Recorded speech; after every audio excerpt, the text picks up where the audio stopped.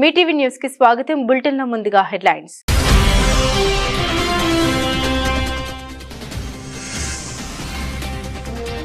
ప్రధాని మోదీకి శ్రీలంక అత్యున్నత పురస్కారం. మోదీకి శ్రీలంక మిత్ర విభూషణ అందజేసిన అధ్యక్షుడు అనుర కుమార.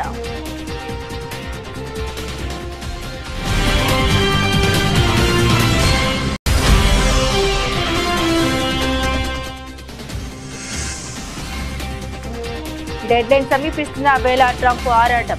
ఆ దేశానికి ముప్పుగా ట్రంప్ తెచ్చిన కొత్త సుంకాల నిర్ణయం.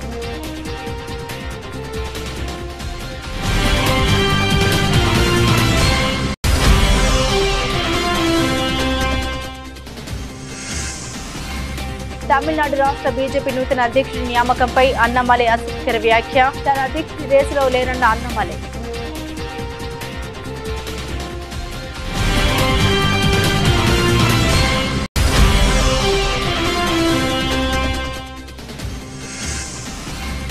విద్యాశాఖపై ముఖ్యమంత్రి రేవంత్ రెడ్డి సమీక్ష. సమగ్ర మార్పులతో విధాన పత్రం రూపొందించాలని సంబంధిత శాఖ అధికారులకు సీఎం ఆదేశం.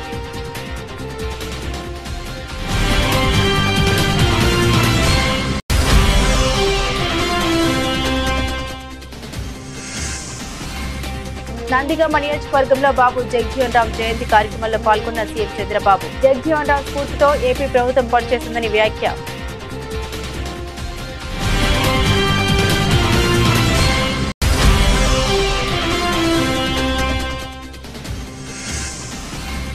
సూర్యాపేటలోని ఓ లబ్ధిదారుడి ఇంట్లో భోజనం చేసిన మంత్రి ఉత్తమ్. సన్న బియ్యం లబ్ధిదారుల ఇంట్లో భోజనం చేయాలని ప్రజాప్రతినిధులందరికీ సూచించిన మంత్రి.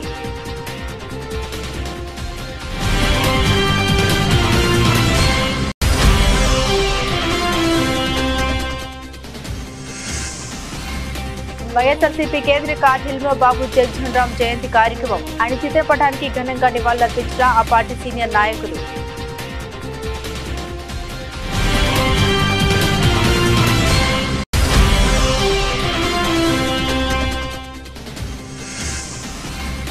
రేవంత్ రెడ్డి బుద్ధిహీనంగా కంచె గచ్చబోలు అడవిని ధ్వంసం చేస్తున్నారన్న కేటీఆర్. విలువైన వృక్ష జంతుజాలం నష్టపోయిందని ఆవేదన.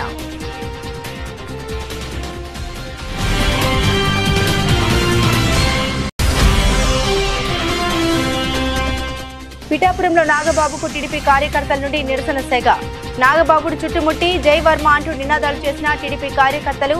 నాగబాబు పర్యటనకు దూరంగా ఉన్న టీడీపీ ఇన్ఛార్జ్ వర్మ.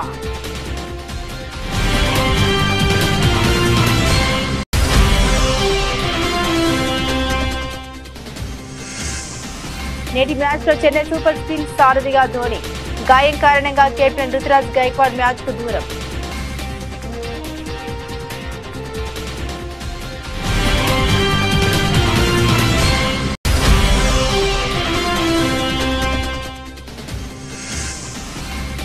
దూసుకుపోతున్న బంగారం వెండి ధరల పెరుగుదలకు బ్రేక్. భారీగా తగ్గిన బంగారం వెండి ధరలు.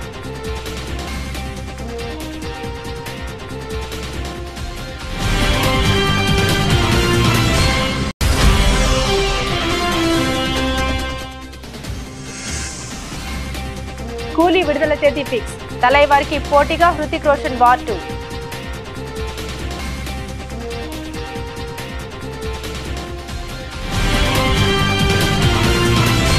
భారత ప్రధాని నరేంద్ర మోదీకి శ్రీలంక ప్రభుత్వం అత్యున్నత పురస్కారాన్ని అందజేసింది. ఆ దేశ అధ్యక్షుడు అనుర కుమార దిశానాయకే తమ దేశం మిత్ర దేశ అధినేతలకు ఇచ్చే అత్యున్నత పురస్కారం శ్రీలంక మిత్ర విభూషణ్ ను అందించారు. దీనిలోని ధర్మచక్రం ఇరు దేశాల సాంస్కృతిక సాంప్రదాయాలను ప్రతిబింబిస్తుంది. మధ్యలో ఉండే కలశం శ్రేయస్సును 9 విలువైన రత్నాలు ఈ దేశాల మధ్య శాశ్వతమైన స్నేహాన్ని సూచిస్తే సూర్యుడు చంద్రుడు కాలాతీత బంధానికి సూచిక. ఇలా ఇవన్నీ ఇరు దేశాల మధ్య సాంస్కృతిక ఆధ్యాత్మిక బంధాన్ని సూచిస్తాయి. కాగా ప్రధాని మోదీ 3 రోజుల పర్యటన కోసం శ్రీలంక వెళ్లిన విషయం తెలిసిందే. श्रीलंका मित्र विभूषण से सम्मानित किया जाना मेरे लिए गौरव की बात है। यह सम्मान केवल मेरा सम्मान नहीं बल्कि यह 140 करोड़ भारतीयों का सम्मान है। यह भारत और श्रीलंका के लोगों के बीच ऐतिहासिक संबंधों और गहरी मित्रता का सम्मान है। इस सम्मान के लिए मैं राष्ट्रपति जी का, श्रीलंका सरकार और यहाँ के लोगों का हृदय से आभार व्यक्त करता हूँ। फ्रेंड्स, प्रधानमंत्री के रूप में श्रीलंका का यह मेरा चौथा दौरा है। 29 की मेरी पिछली यात्रा एक बहुत ही संवेदनशील समय पर हुई थी। उस समय मेरा विश्वास था कि Sri Lanka will rise and rise stronger. मैं श्रीलंका के लोगों के धैर्य और साहस की सराहना करता हूं और आज श्रीलंका को वापस प्रगति के पथ पर देखकर हर्ष महसूस कर रहा हूं। भारत के लिए यह गर्व का विषय है कि हमने एक सच्चे पड़ोसी मित्र के रूप में अपने कर्तव्यों का निर्वहन किया है। అమెరికా అధ్యక్షుడు డొనాల్డ్ ట్రంప్ ప్రపంచ దేశాలపై విధించిన కొత్త టారిఫ్స్ అమలుకు గడువు ఏప్రిల్ 5 సమీపిస్తున్న తరుణంలో పరిణామాలు చకచకా కదులుతున్నాయి. ట్రంప్ తెచ్చిన కొత్త సుంకాల నిర్ణయం ఆ దేశానికి ముప్పుగా పరిణమించింది. దీంతో మొత్తం యుఎస్ మార్కెట్లన్నీ కుప్పకూలిపోతున్నాయి. కోవిడ్ తర్వాత ఎన్నడూ లేనంత ఫాల్ను ఎదుర్కొంటున్నాయి. మరోపక్క ట్రంప్ తీసుకున్న నిర్ణయానికి స్వదేశంలో తీవ్ర వ్యతిరేకత వ్యక్తమవుతుంది. డొనాల్డ్ ట్రంప్ యొక్క భారీ సుంకాలకు మార్కెట్లు, విదేశీ ప్రభుత్వాలు, యుఎస్ కంపెనీలు, ఫెడరల్ రిజర్వ్ చీఫ్ ఇంకా కీలక అమెరికా చట్టసభ సభ్యుల నుండి కూడా వ్యతిరేకత ఎదురవుతుంది. దీంతో ట్రంప్ సర్కారు కూడా త్వరగా పావులు కదుపుతోంది. ఇప్పటికే ప్రారంభించిన చర్చల్ని ముగింపు దశకు తీసుకొస్తుంది. ఇందులో భాగంగా భారతదేశం, ఇజ్రాయెల్, వియత్నాంతో పాటుగా వాణిజ్య చర్చల్లో రాజీకి వస్తే బెటర్ అని అమెరికా ఆలోచిస్తున్నట్లు తెలుస్తుంది. మరోవైపు వియత్నాం కూడా పాజిటివ్ దృక్పథంతో ముందుకు సాగుతుంది. రెండు వైపులా పరస్పర ఒప్పందం కుదుర్చుకోగలిగితే సుంకాలను సున్నాకి తగ్గించాలని వియత్నాం చూస్తుంది. ఈ మేరకు ఆ దేశ కమ్యూనిస్టు పార్టీ ప్రధాన కార్యదర్శి to Lam ప్రతిపాదించారని Trump social media పోస్టులో తెలిపారు. తమిళనాడు రాష్ట్ర బీజేపీ నూతన అధ్యక్షుడి నియామకంపై ఆ రాష్ట్ర అధ్యక్షుడు అన్నామలై ఆసక్తికర వ్యాఖ్యలు చేశారు. బీజేపీ రాష్ట్ర అధ్యక్ష పదవి రేసులో తాను లేరని ఆయన స్పష్టం చేశారు. పలు రాష్ట్రాల్లో నూతన అధ్యక్షుల నియామకంపై బీజేపీ అధిష్టానం కసరత్తు చేస్తుంది. ఈ సమయంలో అన్నామలై చేసిన వ్యాఖ్యలు ప్రాధాన్యత సంతరించుకున్నాయి. తమిళనాడులో బీజేపీ నాయకత్వం కోసం నేతలు ఎవరూ పోటీపడరని, అందరం కలిసి ఏకగ్రీవంగా ఒక నాయకుడిని ఎన్నుకుంటామని అన్నామలై తెలిపారు. తాను కూడా ఈ రేసులో లేనని ఆయన స్పష్టం చేశారు. పార్టీకి మంచి భవిష్యత్తు ఉండాలని కోరుకుంటున్నానని ఆయన తెలిపారు. పార్టీ ప్రగతి కోసం ఎంతో మంది తమ ప్రాణాల్ని అర్పించారని ఆయన గుర్తు చేశారు. బీజేపీ ఎప్పటికీ బాగుండాలని కోరుకునే వ్యక్తిని అని అన్నామలై అన్నారు. తాను ఎలాంటి రాజకీయ ఊహాగానాలపై స్పందించలేరని ఆయన తేల్చి చెప్పారు. ఇతర పార్టీల మాదిరిగా బీజేపీలో అధ్యక్ష పదవి కోసం 50 మంది నేతలు నామినేషన్ వేసే పరిస్థితి ఉండదని ఆయన తెలిపారు. புதிய மாநில தலைவருக்கான போட்டியில் நான் இல்லை. சரியான அடுத்தது அது ஏன் இன்னைக்கு நாளைக்கு நீங்க அப்படியே ஒரு நியூஸை போட்டு அண்ணாமலை டெல்லி போறாரு, அண்ணாமலை இவரை கை காட்டினாரு, அண்ணாமலை இவரை கை காட்டல, இந்த எந்த வம்பு சண்டைக்கு நான் வரலீங்கன்னா நான் போட்டியில் இல்லை.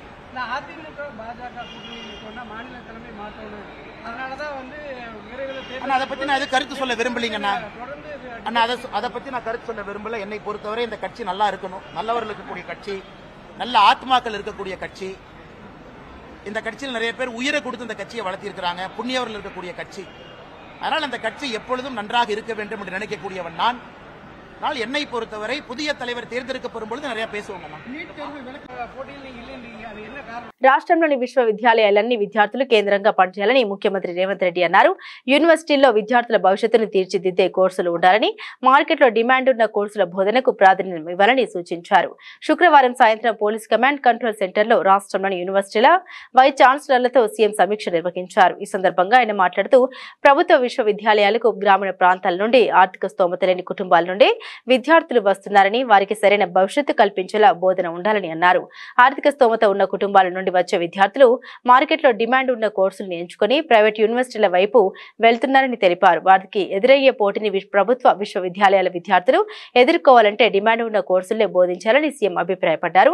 ప్రస్తుతం పలు యూనివర్సిటీల్లో పెద్దగా ప్రాధాన్యం లేని కోర్సులను బోధిస్తున్నారని, వాటిని రద్దు చేసి నూతన కోర్సుల్ని ప్రవేశపెట్టాలని సూచించారు. ఆయా కోర్సులకు చెందిన ప్రొఫెసర్లకు అడ్మినిస్ట్రేటివ్ బాధ్యతలు అప్పగించాలన్నారు. యూనివర్సిటీలను కొందరు ప్రొఫెసర్లకు పునరావాస కేంద్రాలుగా మార్చవద్దని అన్నారు. ఈ సందర్భంగా వీసీలకు తమ వర్సిటీల్లో ప్రొఫెసర్ల కొరత, భవనాలు, ఇతర వస్తువుల సమస్యల్ని సీఎం దృష్టికి తీసుకురాగా వర్సిటీల అభివృద్ధి కోసం అవసరమైన నిధులు కేటాయించేందుకు ప్రభుత్వం సిద్ధంగా ఉందని తెలిపారు. ఉమ్మడి కృష్ణా జిల్లా నందిగామ నియోజకవర్గంలో సీఎం చంద్రబాబు పర్యటించారు. బాబు జగజ్జీవన్ రామ్ జయంతి సందర్భంగా ఏర్పాటు చేసిన ఓ కార్యక్రమంలో ఆయన ప్రసంగించారు. అప్పట్లో పరిస్థితి దృష్ట్యా కుటుంబ నియంత్రణ పాటించమన్నామని, ఇప్పటి పరిస్థితుల నేపథ్యంలో దేశంలో జనాభా పెరగాల్సిన అవసరం చాలా ఉందని అన్నారు.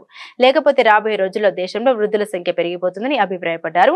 అభివృద్ధి చెందిన దేశాల్లో ఇప్పుడు ఇదే సమస్యగా ఉందని తెలిపారు. వృద్ధుల సంఖ్య ఎక్కువగా ఉండే దేశాల్లో ఉత్పాదకత తగ్గిపోతూ ఉంటుందని వివరించారు. జనాభా వృద్ధి చెందడం అత్యంత ముఖ్యమైన అంశమని స్పష్టం చేశారు. దేశంలో రెండో తరం సంస్కరణలకు శ్రీకారం చుట్టామని, 2047 నాటికి భారతదేశం ప్రపంచంలోనే అగ్రగామిగా ఉంటుందని ధీమా వ్యక్తం చేశారు. మీరు ఒక్కసారి చూస్తే ఈరోజు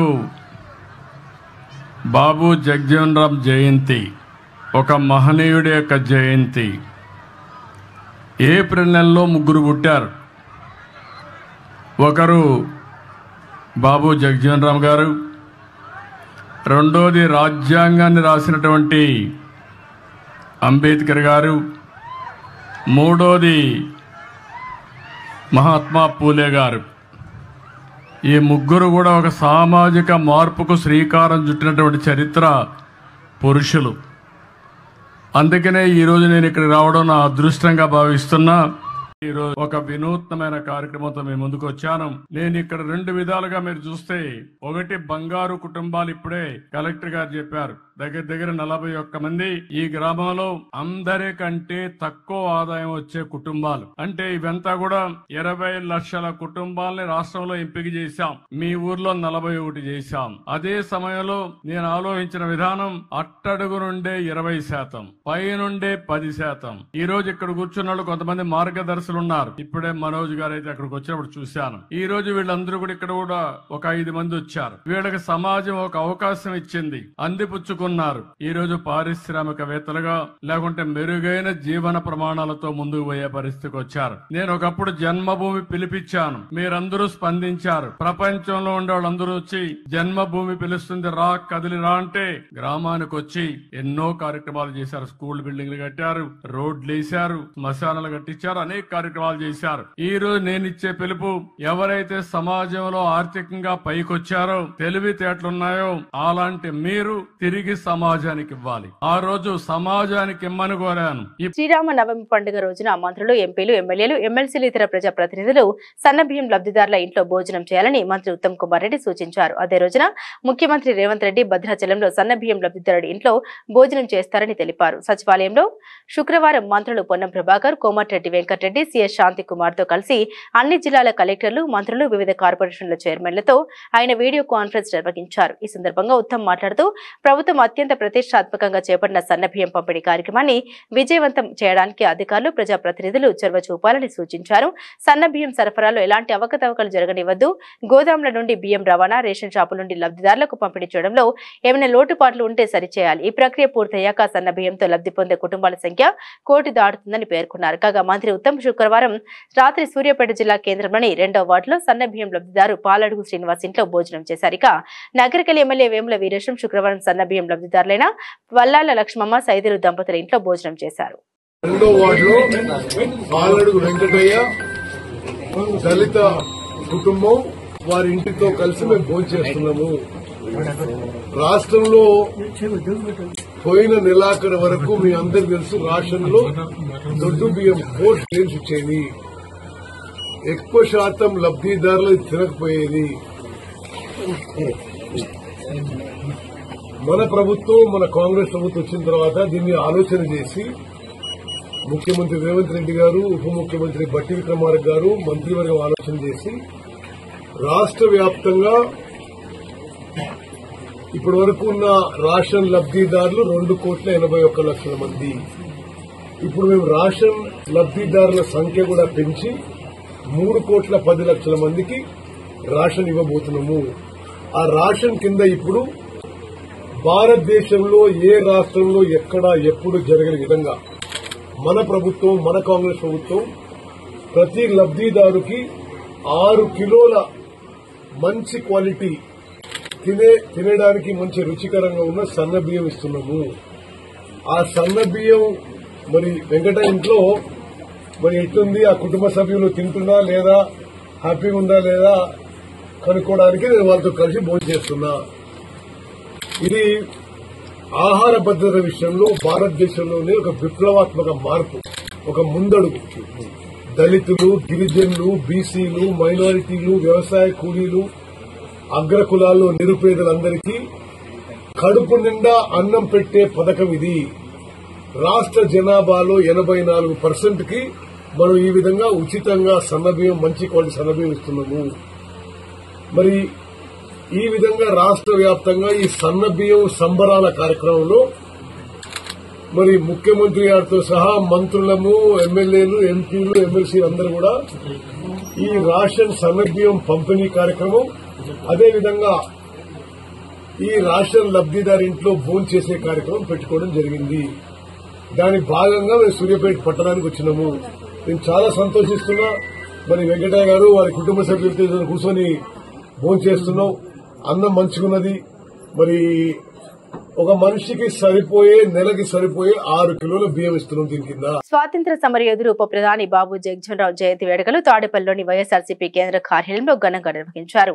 ఆయన చిత్రపటానికి పార్టీ నేతలు పూలమాల వేసి నివాళులర్పించారు. ఈ సందర్భంగా మాజీ మంత్రి మేరగ నాగార్జున మాట్లాడుతూ అస్పృశ్యత అంటరానితనం వేళ అనుకున్న నాటి రోజుల్లో భారతదేశానికి ధృవతారల్లా జగజ్జీవన్రావు నిలిచారని అన్నారు. జగజ్జీవన్రామ్ అంబేద్కర్ గారి ఆలోచన విధానం, సంస్కరణలు దేశ అభ్యున్నతికి మార్గమయ్యాయని, నేటి ప్రభుత్వాలు వాటిని పాటించాలని సూచించారు. ముఖ్యంగా ఏపీలో వైఎస్ జగన్ పేదరికం రూపుమాపే ప్రయత్నం చేశారని గుర్తు చేశారు. అంబేద్కర్ జగజ్జీవన్రావు గారి ఆలోచన అమలు చేసిన ఏకైక సీఎం జగన్ అని, ఉన్నత కులాలతో సమానంగా పేదలను తీసుకురావాలని ఆయన ప్రయత్నించారని చెప్పుకొచ్చారు. కనకారావు గారు, ఎమ్మెల్సీ గారు, అలాగే పామర్ ఎమ్మెల్యే గారు, మల్లాది విష్ణు గారు మన మధ్యలోకి రావడం జరిగింది. ముందుగా మల్లాది విష్ణు గారిని సభను ఉద్దేశించి 2 నిమిషాలు వారు మాట్లాడబోయే ముందుగా వారికి నివాళులు అర్పించే క్రమాన్ని నందిగం సురేష్ గారు, అలాగనే మల్లాది విష్ణు గారు, నాగార్జున, అరుణ్ గారు కలిసి వారికి దేశంలోనే ఏ రాజకీయ పొలిటీషియన్ అనే వ్యక్తి చేయనటువంటి అత్యున్నతమైన పదవులు చేసినటువంటి వ్యక్తిగా, ఒక దళిత వర్గానికి చెందినటువంటి నాయకుడు వెలుగొందటం అంటే అది ఒకే ఒక్క బాబా జగజ్జీవన్రావు గారికే చెల్లుతుంది అని చెప్పడానికి చాలా గర్విస్తూ ఉన్నాం. ఎందుకంటే స్వాతంత్రోద్యమంలో పాల్గొనటం కానీ, ఆనాడు కాంగ్రెస్ పార్టీలో అంచెలంచెలుగా ఏ రాజకీయ నాయకుడు చేయలా అన్ని పోర్ట్ఫోలియోలు చేశాడు. ప్రతి పోర్ట్ఫోలియోకు అందం తెచ్చాడు. ప్రతి పోర్ట్ఫోలియోకు రూపుదిద్దినటువంటి సంస్కరణలు తెచ్చాడు. ఉప ప్రధానిగా ప్రధానమంత్రి అవకాశం వచ్చినా ఆనాడు రానీయకుండా చేసినటువంటి అనేక మంది ఉద్దండులను ఎదిరించి తనదైన శైలిలో పేద ప్రజల యొక్క, బడుగు బలహీన వర్గాల యొక్క స్థితిగతులు మారటానికి, బాబాసాహెబ్ అంబేద్కర్ గారి యొక్క ఆలోచన విధానాన్ని ప్రజల్లో తీసుకెళ్లటానికి, ఈ యొక్క సంస్కరణలు అనేవి భావితరాలకు ఉపయోగపడటానికి అవకాశం కల్పించినటువంటి అనేక అంశాలలో నిమగ్నమైన వ్యక్తిగా బాబు జగజ్జీవన్రావు గారిని చెప్పుకోవాలి. ఆయన ఆలోచనలు ఈరోజు దేశంలో ఇంప్లిమెంట్ అవ్వాలా, ఆయన కోరికలు నెరవేరాలా. అలా నెరవేర్చాల్సినటువంటి ప్రభుత్వాలు చాలా వెనుగు తిరుగుతూ ఉన్నాయి. పర్టికులర్గా ఆంధ్రప్రదేశ్లో జగజ్జీవన్రావు గారి ఆలోచన విధానాన్ని భుజాన వేసుకున్నటువంటి రాజకీయ నాయకుడిగా జగన్మోహన్ రెడ్డి గారిని చెప్పుకోవాలా. ఎందుకంటే మాటలతో కాదు, సంస్కరణలు, అధికారం వస్తే సహాయం ఎలా చేయాలని చూపించినటువంటి వ్యక్తి, అధికారం వస్తే బడుగు బలహీన వర్గాల పేదలను ఎలా పైకి తీసుకురావాలో, ఏ కులంలోనైనా పేదవాడు ఉండకూడదని గొప్ప ఆలోచన తీసుకొచ్చినటువంటి జగజ్జీవన్రావు గారి ఆలోచనలు ఆంధ్రప్రదేశ్లో ఇంప్లిమెంట్ చేసినటువంటి ఏకైక వ్యక్తి జగన్మోహన్ రెడ్డి గారు. బాబు జగజ్జీవన్రావు గారి ఆలోచనది. నేను పేదవాడిగా పుట్టినా, నేను దళితుడిగా పుట్టినా, నేను ఆనాడు అస్పృశ్యత అనుభవించినా, ఎక్కడ ఏ ఒక్క ఉన్నత కులాల వారితో సమానంగా అంతకన్నా మిన్నగా పనిచేయటమే నా కనీస ధర్మం అని నిలబడినటువంటి వ్యక్తి. ఆయన ఆలోచనలే ప్రతి రాష్ట్రంలోనూ ఇంప్లిమెంట్ చేయాల్సిన బాధ్యత ఉంది. ఆ కోణంలోనే ఇంప్లిమెంట్ చేసిన రాజకీయ నాయకుడే జగన్మోహన్ రెడ్డి గారు. ఈరోజు చూస్తా ఉన్నాం, ఇందాక ఎమ్మెల్సీ గారు చెప్పారు, బాబాసాహెబ్ అంబేద్కర్ గారి విగ్రహాన్ని అంత గొప్ప ఆలోచన జగన్మోహన్ రెడ్డి గారు పెడితే ఈరోజు అక్కడ కరెంట్ ఉంటుందా, దండేసే పరిస్థితి లేదు. ప్రైవేటు వ్యాపారం చేయిస్తూ ఉన్నారు. ఎక్కడెక్కడో ప్రపంచ దేశాల నుంచి వచ్చి ఒక యాత్రాస్థలంగా ఒక మహనీయునికి జగజ్జీవన్ రావు గారి కోరికలను అంబేద్కర్ ఆలోచన విధానంతో మిళితమైనటువంటి ఈ ఆలోచన తిరోధకాలు ఇచ్చే విధంగా ప్రభుత్వం నడుపుతా ఉంది. కంచగచ్చిబౌలిలోని చిట్టడవిని ముఖ్యమంత్రి రేవంత్ రెడ్డి అత్యంత నిర్దయగా ధ్వంసం చేస్తున్నారని బీఆర్ఎస్ వర్కింగ్ ప్రెసిడెంట్ కేటీఆర్ విమర్శించారు. దీనివల్ల విలువైన వృక్ష జంతుజాలం నష్టపోయిందని ఆయన ఆవేదన వ్యక్తం చేశారు. హెచ్ఈసీయూ అడవుల్ని ధ్వంసం చేయడంతో జింక ప్రాణాలు కోల్పోయిందని, ఆ రక్తపు మరకలు కాంగ్రెస్ ఎంపీ రాహుల్ గాంధీ చేతికి అంటాయని ఆయన ఆగ్రహాన్ని వ్యక్తం చేశారు. వన్యప్రాణుల ఈ దారుణ హత్యపై సుప్రీంకోర్టు దృష్టి సారించాలని తాను కోరుతున్నామని ఆయన అన్నారు. కంచగచ్చిబౌలిలో 100 ఎకరాల్లో చెట్లను నరికివేయడంతో హెచ్ఈసీయూ సౌత్ క్యాంపస్ హాస్టల్ వైపు ఒక జింక వచ్చిందని తెలిపారు. జింకను చూడగానే కుక్కలు మొరుగుతూ దానిపై విచక్షణ రహితంగా దాడి చేశాయని ఆయన పేర్కొన్నారు. ఈ దాడిలో జింక తీవ్రంగా గాయపడడంతో హెచ్ఈసీయూ విద్యార్థులు, సిబ్బంది వెటర్నరీ ఆసుపత్రికి తరలించారని, కానీ అది మృతి చెందిందని ఆయన తెలిపారు. పిఠాపురం నియోజకవర్గంలో పల్లె పండుగ కార్యక్రమం ద్వారా మహాత్మా గాంధీ జాతీయ ఉపాధి హామీ పథకం కింద నిర్మించిన నూతన రోడ్డును జనసేన ఎమ్మెల్సీ నాగబాబు ప్రారంభించారు. కాగా పిఠాపురంలో నాగబాబుకు టీడీపీ కార్యకర్తల నుండి నిరసన శాఖ ఎదురైంది. కుమారపురంలో అభివృద్ధి కార్యక్రమానికి వెళ్లిన నాగబాబును టీడీపీ కార్యకర్తలు చుట్టుముట్టి జైవర్మ అంటూ నినాదాలు చేపట్టారు.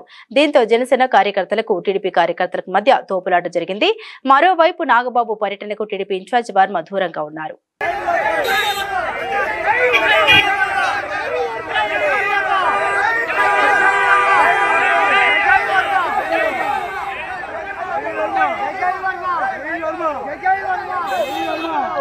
ఐపీఎల్లో భాగంగా నేడు ఢిల్లీ క్యాపిటల్స్ తో చెపాక్లో జరగనున్న మ్యాచ్ లో చెన్నై సూపర్ కింగ్స్ జట్టును మహేంద్ర సింగ్ ధోని నడిపించనున్నట్టు తెలుస్తుంది. గాయం కారణంగా కెప్టెన్ రుతురాజ్ గైక్వాడ్ అందుబాటులో ఉండడం అనుమానంగా ఉంది. రుతురాజ్ కనుక మ్యాచ్ కు దూరమైతే కెప్టెన్ గా ధోని జట్టును ముందుండి నడిపిస్తాడు. గువాహటిలో రాజస్థాన్ రాయల్స్ తో జరిగిన మ్యాచ్ లో గైక్వాడ్ గాయపడ్డారు. అప్పటి నుండి అతడు ట్రైనింగ్ కు దూరమయ్యారు. ఈ నేపథ్యంలోనే అవసరమైతే ధోనికి పగ్గాలు అప్పగిస్తామని జట్టు బ్యాటింగ్ కోచ్ మైకెల్ హసీ తెలిపారు. నేటి మ్యాచ్ కోసం గైక్వాడ్ ట్రైనింగ్ లో బ్యాట్ పడతారని ఆశిస్తున్నామని హసీ తెలిపాడు.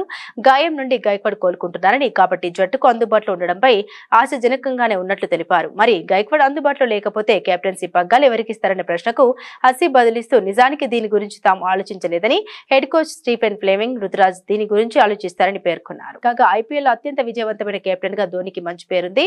ఐపీఎల్ అత్యధిక మ్యాచ్ కు నాయకత్వం వహించిన రికార్డు ధోని పేరునే ఉంది. 266 మ్యాచ్లో జట్టును నడిపించగా అందులో 133 మ్యాచ్ల్లో చెన్నై విజయం సాధించింది. 2008లో టోర్నమెంట్ ప్రారంభమైనప్పటి నుండి సిఎస్కే ధోని 10 సార్లు ఫైనల్స్ కు నడిపించారు. 5 సార్లు విజయం సాధించి ట్రోఫీ అందుకున్నారు. చాన్నాళ్ల తర్వాత బంగారం ధరలు భారీగా పడిపోయాయి. ఇటీవల అమెరికా అధ్యక్షుడు డొనాల్డ్ ట్రంప్ సుంకాల నేపథ్యంలో ఆర్థిక అనిశ్చితి నెలకొనగా గోల్డ్ రేట్లు విపరీతంగా పెరిగి ఆల్ టైమ్ గరిష్ట స్థాయికి చేరాయి. అయితే ప్రస్తుతం బంగారం ధరలు గరిష్ట స్థాయి నుండి కుప్పకూలాయి. ఇంటర్నేషనల్ మార్కెట్లో స్పాట్ గోల్డ్ ధర ఔన్స్ పై కిందటి రోజు ఉదయం ఏకంగా $3,001 లెవెల్స్ లో ఉండగా ఇప్పుడు అది $3,038 పడిపోయింది. ఇంట్రాడేలో $3,020 దిగువకు కూడా చేరింది. మరోవైపు వెండి ధర ఇంకా భారీగా కుప్పకూలిపోయింది.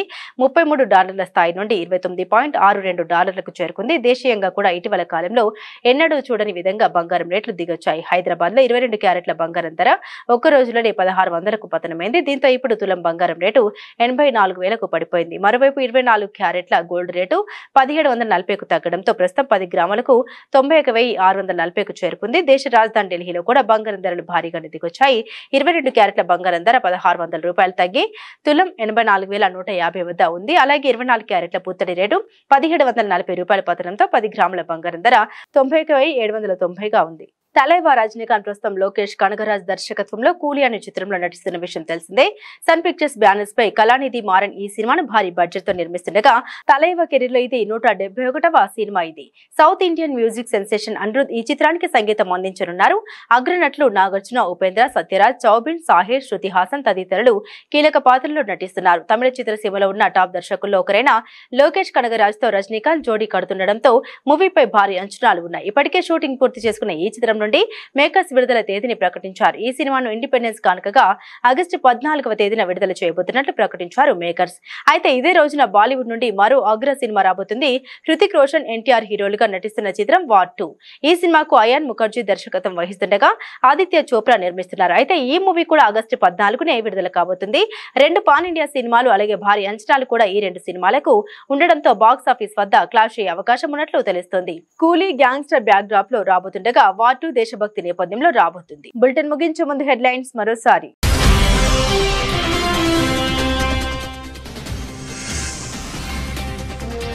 ప్రధాని మోదీకి శ్రీలంక అత్యున్నత పురస్కారం. మోదీకి శ్రీలంక మిత్ర విభూషణ అందజేసిన అధ్యక్షుడు అనురా కుమార.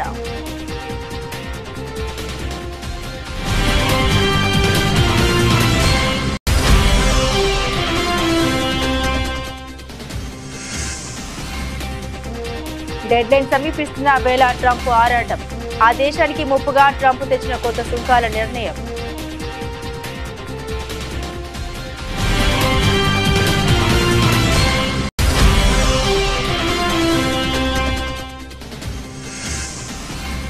తమిళనాడు రాష్ట్ర బీజేపీ నూతన అధ్యక్షుడి నియామకంపై అన్నమలై అసహ్యకర వ్యాఖ్య. తన అధ్యక్షుడి రేసులో లేనన్న అన్నమలై.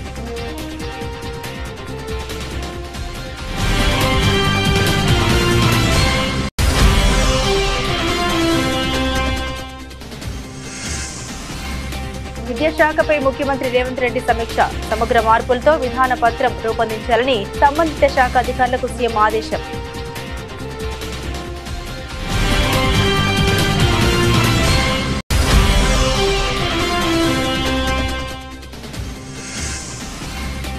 నందిగామ నియోజకవర్గంలో బాబు జగజ్జీవన్ రామ్ జయంతి కార్యక్రమంలో పాల్గొన్న సీఎం చంద్రబాబు. జగజ్జీవన్ రామ్ స్ఫూర్తితో ఏపీ ప్రభుత్వం పనిచేస్తుందని వ్యాఖ్య.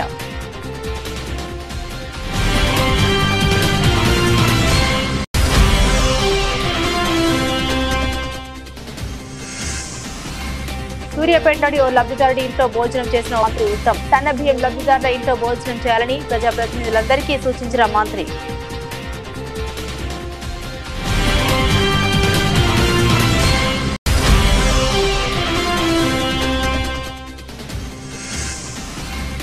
వైఎస్ఆర్సీపీ కేంద్ర కార్యాలయంలో బాబు జగజ్జీవన్ రామ్ జయంతి కార్యక్రమం. ఆయన చిత్రపటానికి ఘనంగా నివాళులర్పించిన ఆ పార్టీ సీనియర్ నాయకులు.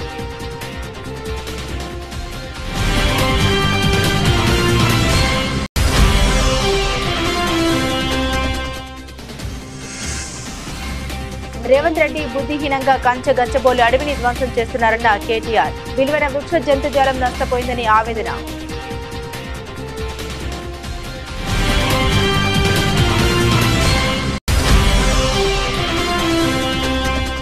పిఠాపురంలో నాగబాబుకు టీడీపీ కార్యకర్తల నుండి నిరసన సెగ.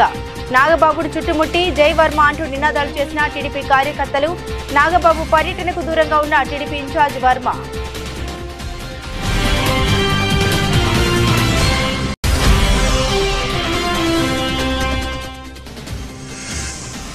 నేటి మ్యాచ్ లో చెన్నై సూపర్ కింగ్స్ సారథిగా ధోని. గాయం కారణంగా కెప్టెన్ రుతురాజ్ గైక్వాడ్ మ్యాచ్ కు దూరం.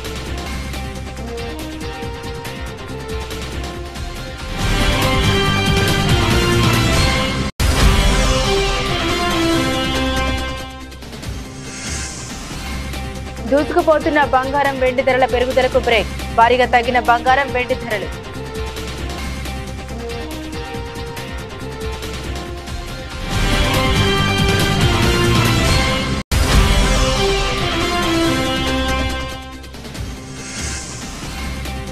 కూలీ విడుదల తేదీ ఫిక్స్. తలైవారికి పోటీగా హృతిక్ రోషన్ వార్ 2.